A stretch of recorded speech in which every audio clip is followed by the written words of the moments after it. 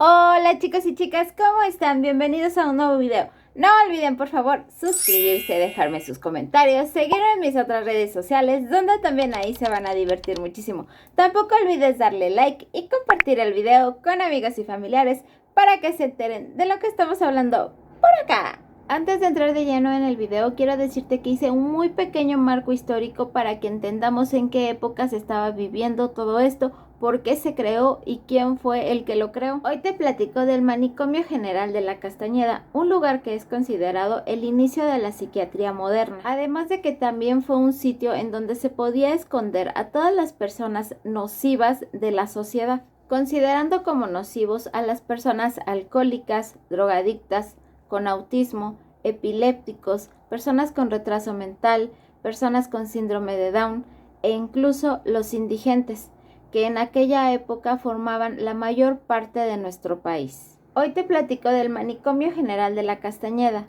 también conocido como el Palacio de la Locura o las Puertas del Infierno.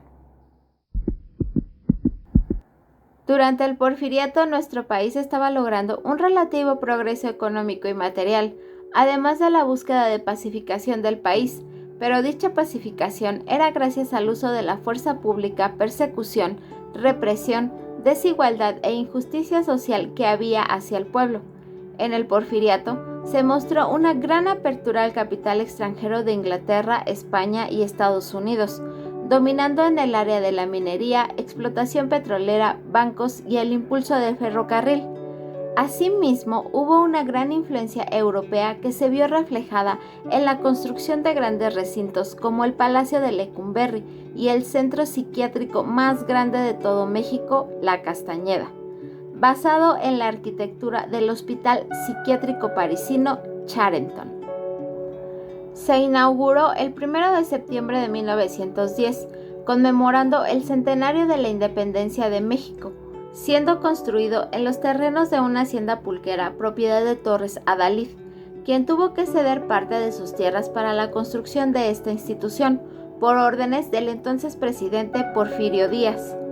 El hospital estaba constituido por 3 hileras de edificios, encontrando al centro los servicios generales, a la derecha el área de hombres y a la izquierda el área de mujeres, compuesta por 23 pabellones para atender a pacientes con problemas mentales que fueron traídos de las clínicas de San Hipólito y La Canoa de la Ciudad de México. Era un terreno muy grande.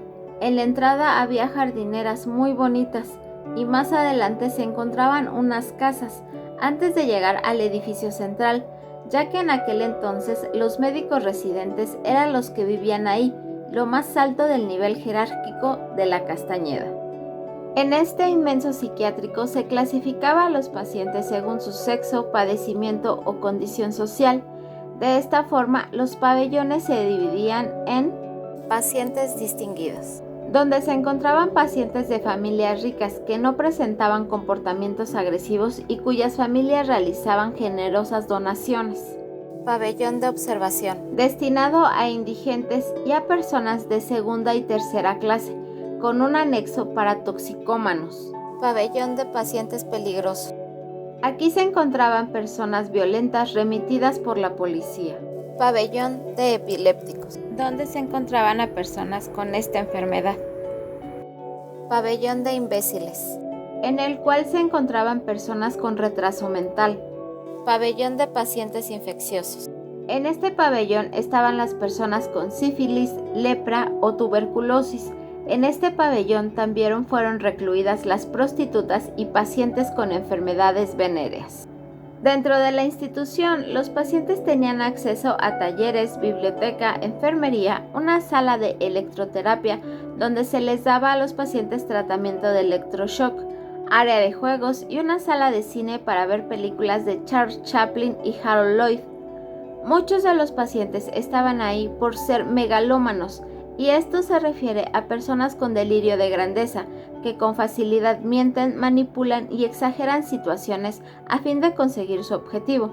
También se encontraban personas con delirio de persecución, ansiedad y esquizofrenia. Según el archivo histórico de la Secretaría de Salud, la Castañeda albergó alrededor de 61.480 pacientes durante sus 58 años de existencia, pero lo que nadie nunca pensó es que el día de la inauguración se estaban viviendo los últimos días del gobierno de Porfirio Díaz, dando origen al caos e incertidumbre, pues ante la ausencia del creador de la Castañeda y el inicio de la Revolución Mexicana, el psiquiátrico empezó a tener fuertes carencias económicas y de organización, siendo el fin de la atención a pacientes psiquiátricos basados en la ciencia y comenzando la atención basada en la suposición y malas prácticas médicas. De esta forma, se empezaron a clasificar a los enfermos de forma inhumana y viviendo hacinados. Incluso había personas que simplemente llegaban porque no podían pagar una vivienda, y si en un principio para poder ser paciente era necesario un certificado de locura, durante las décadas siguientes dejó de ser solicitado. Al principio, la institución tenía una capacidad para 1,300 internos, pero con todos los problemas, la falta de recursos y la mala administración, este número se llegó a triplicar, haciendo que los encargados tomaran la decisión de quitar las camas para ahorrar espacio, y así los enfermos durmieran en el piso. La duela, que alguna vez dio un toque elegante a la institución, ahora se encontraba llena de orines, sudor y mordeduras de rata. Además de que se cuenta que los internos llevaban botes colgados del cinturón, donde se les servía comida, ya que no había ni platos ni cubiertos. Se les daba manguerazos de agua fría a modo de castigo y se les inmovilizaba con costales. El punto más bajo fue en 1915, justo cuando la revolución estaba en su momento más álgido. Las muertes, epidemias, la falta de agua y de comida hicieron que ese año fuera conocido como el año del hambre. En muchas ocasiones las autoridades recurrieron a la caridad de la iglesia y de todos los sectores poblacionales para poder alimentar a los internos. Sin embargo, las pocas despensas que llegaban al psiquiátrico también eran saqueadas por algunos trabajadores, que tomaban los víveres para llevarlos a sus casas, provocando hambruna al interior de la institución.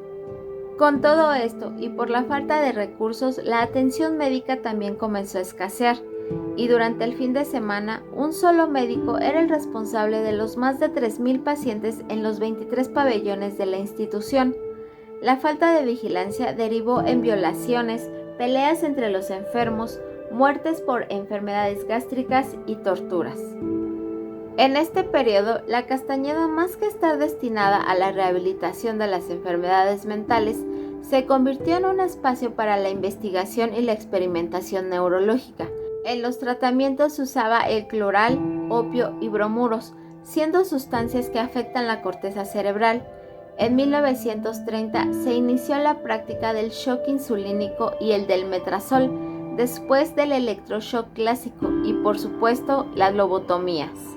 El manicomio se convirtió entonces en un asilo donde los internos morían por las condiciones insalubres en las que vivían y por la falta de atención. En la Castañeda estuvo el asesino serial Gregorio Cárdenas Hernández, quien trepó por una de las bardas y escapó. Goyo Cárdenas volvió después de una semana y se justificó diciendo: "Me tomé unas vacaciones en Oaxaca", y nuevamente fue ingresado al psiquiátrico, pero días después regresaría al Palacio Negro de Lecumberri. Otro de los huéspedes fue Rodolfo Chango Casanova, el campeón mundial de boxeo que fue internado a causa de su alcoholismo.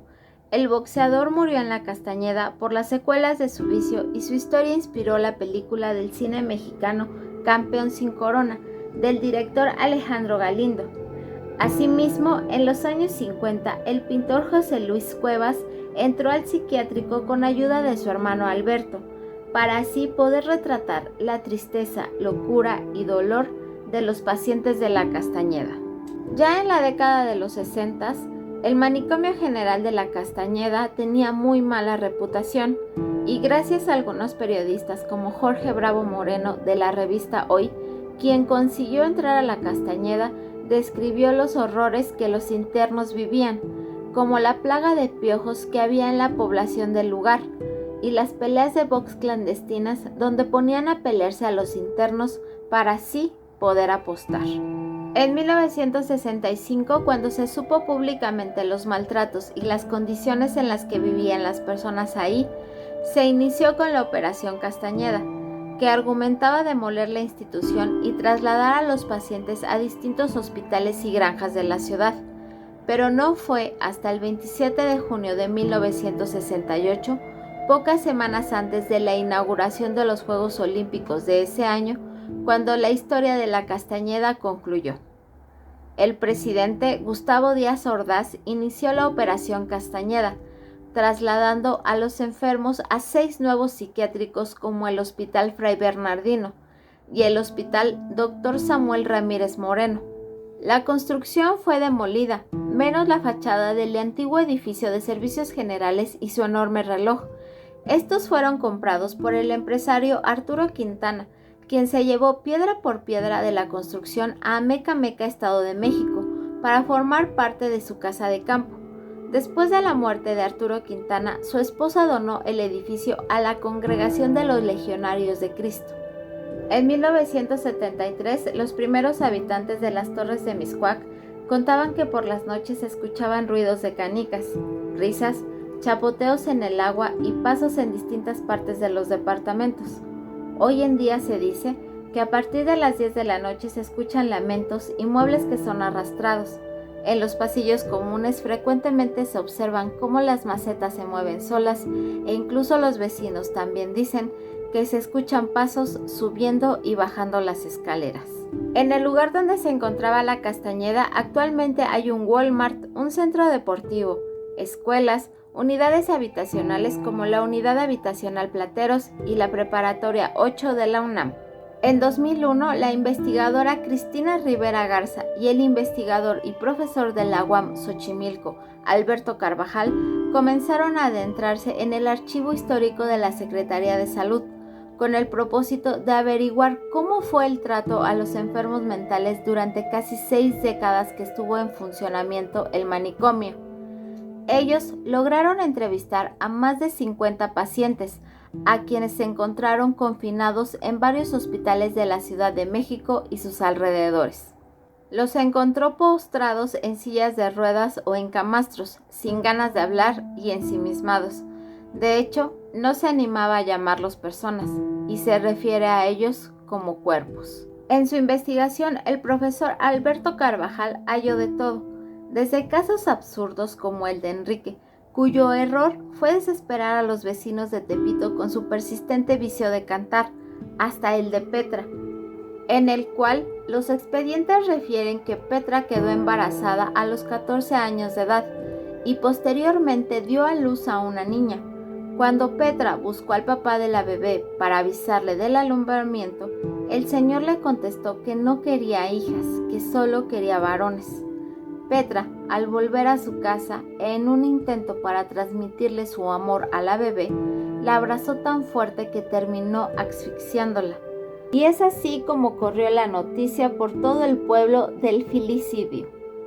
Al año siguiente, Petra volvió a quedar embarazada, pero esta vez la familia decidió no correr riesgos, de modo que durante el parto la segunda bebé le fue arrebatada y enviada con unos familiares a la Ciudad de México. En 2001, el profesor Alberto Carvajal conoció a Petra, 50 años después de su experiencia traumática, y en esa fecha Petra aún aseguraba que estaba esperando una bebé. Otra de las historias que se platica es que en un día de visita familiar llegó al manicomio una mujer hermosa, muy bien vestida y con tacones. Los testigos cuentan que repentinamente la mujer comenzó a correr al verse perseguida por un interno, pero la persona que la perseguía la acechaba con tal efusividad que la visitante se tuvo que quitar las zapatillas para escapar más rápido. Ya cansada, la mujer se desvaneció en una jardinera, resignada a recibir el ataque. Entonces llegó la persona que le estaba asediando, le tocó la mano y le dijo: «Tú las traes». El papá de Juan Gabriel también sería inquilino de esta institución. Se sabe que un día el señor Gabriel Aguilera Rodríguez, quien era campesino, estaba realizando la tala y quema para preparar el terreno para la siembra. De esta forma empezó a quemar un pastizal en Parácuaro, pero el viento provocó que el fuego comenzara a invadir otras propiedades, y debido a su padecimiento nervioso y a la angustia que le ocasionó pensar en las consecuencias que este suceso le acarrearía, se dirigió al río donde se aventó, pero fue rescatado y entró posteriormente en un estado de shock, enfermando sin cura alguna. Por esta razón fue internado en la Castañeda. Algunos dicen que ahí murió, pero otros también cuentan que escapó. Este hecho inspiraría posteriormente a Juan Gabriel a escribir la canción De Sol a Sol. También comenta Lourdes, una vecina de Mixcoac, que cuando aún estaba funcionando el manicomio en 1966, ella se encontraba estudiando en la preparatoria 8 de la UNAM. En ese entonces aún estaban funcionando algunos pabellones para enfermos mentales y de hecho se iban a meter a las clases y cuando se daban cuenta tenían a 2 o 3 visitantes de ellos que deambulaban libremente por la institución, ya que eran considerados como unas personas tranquilas.